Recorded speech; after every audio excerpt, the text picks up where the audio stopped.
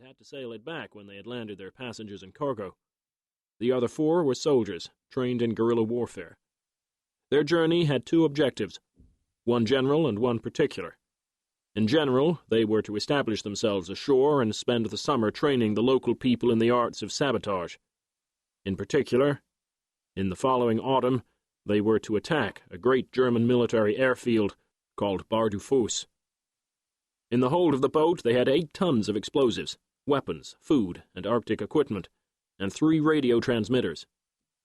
As the day dawned, they felt as a gambler might feel if he had staked his whole fortune on a system he believed in, except, of course, they had staked their lives, which makes a gamble even more exciting.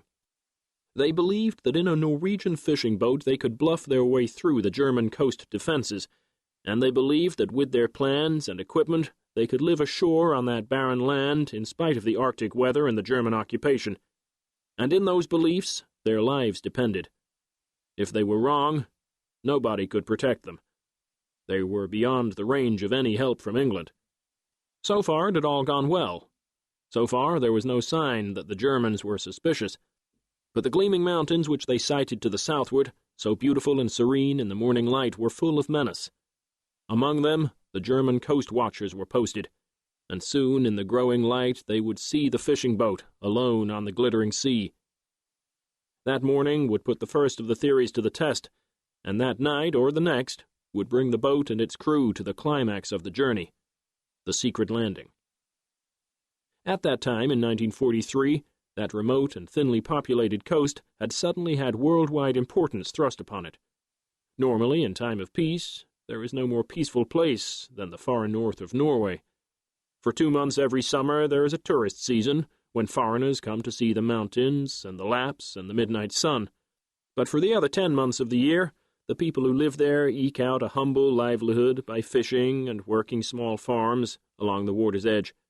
They are almost cut off from the world outside, by the sea in front of them and the Swedish frontier at their backs, and by bad weather and darkness, and by the vast distance they have to travel to reach the capital of their own country or any other center of civilization. They live a hard life, but a very placid one. They are not harassed by many of the worries which beset people in cities or in more populous countrysides. They take little account of time. But when the Germans invaded Norway in 1940, the 1,000 miles of Atlantic seaboard which fell into their hands was the greatest strategical asset which they won, and when Russia entered the war, the far northernmost end of the coast became even more important, and even more valuable to Germany.